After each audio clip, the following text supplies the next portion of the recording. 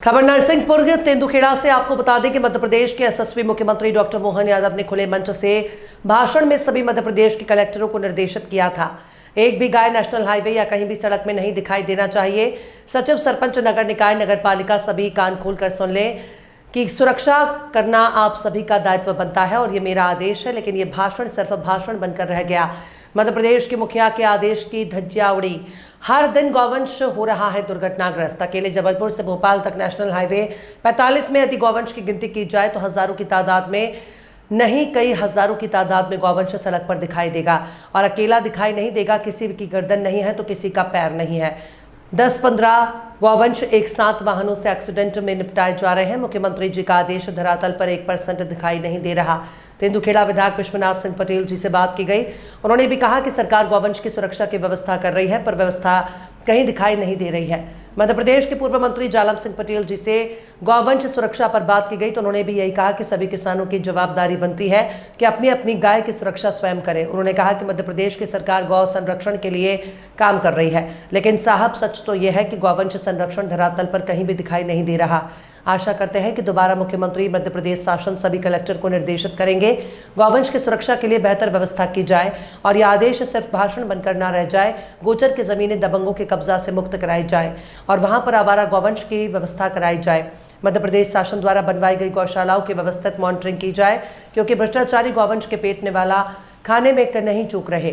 दबंग India news सब संपादक मध्य प्रदेश राजू सिंह राजपूत की खास खबर। हमारी गौशालाएं, पंचायत भी सुन लो, कलेक्टर यहाँ हो तो आपके पंचायतों में भी जो आवारा, लावारिस, अपाहिज, बूढ़ी ऐसी गाय माता अगर है, उनको आप गौशाला में रखिए। अब हम उनका भी पूरा खर्चा सरकार से देने वाले हैं, इसमें कोई परेशानी नहीं आने वाली है। अब हमारे सभी बड़े रोड, देवास से भोपाल, भोपाल से जबलपुर, भोपाल से ग्वालियर, भोपाल से कहीं जाने वाले रोड या इंदौर उज्जैन रोड, सड़कों पे गौ माता नहीं दिखेगी। इसलिए सभी नगर निगम में 10-10 हजार की बड़ी बड़ी गौशाला बनाने के लिए भी निर्देश जारी कर दिए हैं। सारी गौशालाओं में पहले खिड़क रहती थी, पिंजरा पोल रहती थी। अरे गाय माता को सजा दोगे, गया जमाना पुराना। अब तो कोई कारण से खेत में जगह नहीं है, किसान को अपने जानवर को रखना नहीं तो कहीं रखना है तो नगर निगम सारी गौशालाओं को अपना संचालन करेगी। आप भी देवास में बनवाना, किसी प्रकार से कोई गौमाता सड़क पे नहीं रहना चाहिए। बारिश का सीजन आने वाला है, हमारे सभी प्रकार के पशु जिनको आप आपकी भाषा में आवारा कहते हो, उन सब की व्यवस्था सरकार के माध्यम से। जोरदार अभिनंदन करें अपने सरकार के माध्यम से। सभी तरह से जो भी प्रबंधन है उनकी व्यवस्था करके उनको व्यवस्थित किया जाए, समझ से मुख्यमंत्री जी ने बोला। लेकिन आज जो हम देख रहे हैं कि गाय की जो हालत है, सड़क पे कट रही हैं और ये स्थितियाँ बनी हुई। हमारे यहाँ देखें तो लगभग 8-10 गौशालाएँ आजू बाजू हैं, चाहे हम उमर पानी की बात करें, नैनमारा की बात करें, पीपरवानी की बात करें, सब खाली पड़ी हुई हैं। क्या कहेंगे आप? देखिए, भारत के यशस्वी प्रधानमंत्री नरेंद्र मोदी जी और मध्य प्रदेश के यशस्वी मुख्यमंत्री माननीय मोहन यादव,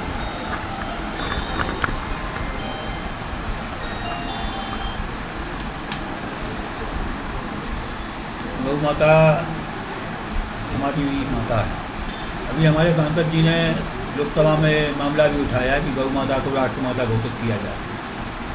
तो हम लोग गौ माता को पूजने वाले लोग हैं, तो उसी हिसाब से गौशालाएँ बनी हैं। कहीं ना कहीं समाज के लोगों की भी गलती है कि गैयों को छोड़ देते हैं। जिस गाय का हम दूध पीते हैं उस गाय माता को चटाने के बाद हम लोग को छोड़ देते हैं। उसके बाद भी हमारी सरकार पूरा प्रयास कर रही है। जहाँ भी आपको इस तरह की गौ माता दिखती हैं तो हमारी जो लोकल की एजेंसियाँ हैं, नगर पंचायत, उनसे आप कहें वो उनको गौशाला में भेजने की व्यवस्था करें। गौशालाएँ में जो रजिस्टर रखी है उनमें 150 से 200 गाय दर्ज हैं और मध्य प्रदेश की सरकार बराबर उनको पैसा भी मुहैया करा रही है, लेकिन इसके बावजूद भी वहाँ गौवंश नहीं देखा जाता है। तो उस पर अब प्रशासन कार्रवाई क्यों नहीं? उसकी जाँच हो रही है और जो भी गौशालाएँ नियमित पाई जा रही हैं उन पर कार्रवाई होगी। तो गौशाला में जो जगह लगी है उस पर जो अतिक्रमण है उसको भी हम लोग बहुत जल्दी अलग कराएंगे। उसमें वहाँ गौ माता के चढ़ने का और घूमने का। तेंदुखेड़ा में एक समिति है वसुधा सेवा समिति, जो लगातार लगभग 10 वर्षों से काम कर रही है। कोई भी गाय दुर्घटनाग्रस्त होती है तो उसकी सेवा के लिए लोग पहुँच जाते हैं। उनकी डिमांड है कि विधायक जी अगर कहीं कोई ऐसी जगह दे दें या व्यवस्था दे दें जगह की जहाँ पे हम गौवंश को व्यवस्थित कर सकें, उनका इलाज उपचार कर सकें, इस पर क्या करेंगे? देखिए गौशालाएँ हमारी हैं, गौशालाओं में जाकर उन्हें अपनी गाँव को ले जाएँ, वहीं रखें, उनकी इलाज करें। इलेक्ट्रल व्यवस्था हम बात करेंगे माननीय मुख्यमंत्री जी से, इसका क्या प्रावधान है, ये प्रावधान होगा तो उसकी भी हम व्यवस्था करेंगे। गौ माता हमारी रीढ़ है, ये कृषि प्रधान देश है, कृषि प्रधान देश है, और जो हमारी कृषि उसकी रीढ़ गौ माता है। मशीनें आने के बाद गौ माता का जो कम उपयोग हुआ उसकी यह हालत हम देख रहे हैं। पहले हमारे अच्छे बैल हुआ करते थे, बैल गाय से होते, गाय का गोबर डाला, पेस्टिसाइड हो गए, बहुत सारी चीज़ ऐसी आ गई जो हम सबको नुकसान भी दे रहे हैं।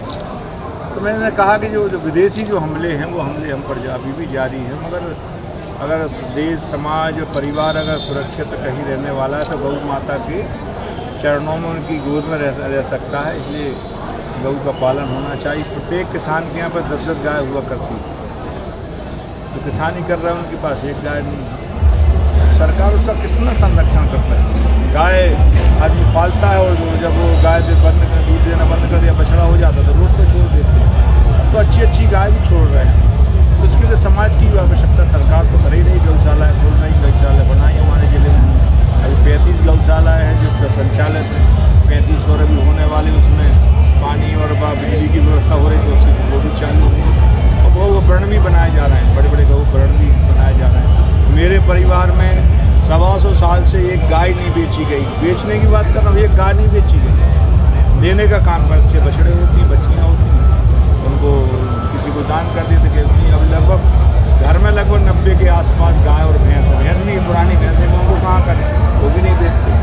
तो ये सब लोग अगर रख लेंगे ऐसा, तो हमारे पास उतनी खेती भी नहीं थी, उनके भाग से एक जंगल मिल गया 80 एकड़ का, तो वहाँ रख दिया हम नदी के किनारे, तो उन्हीं के भाग को, उसमें कुछ नहीं होता, 8-10 एकड़ में खेती होती है। तो मैं ये कहता हूँ कि कोई वो उनके भाग से बहुत सही चाहती है। लोगों को, खासकर किसानों को उस रास्ते पर जाना चाहिए। और जितनी विकृतियाँ आज समाज में हम देख रहे हैं, बच्चों में बीमारी, विकृति, नशे की प्रवृत्ति, बस कोई कारण नहीं। हम गौ सेवा नहीं कर, इसलिए ये हालत है, ऐसा मेरा आरोप भी कह सकते हैं।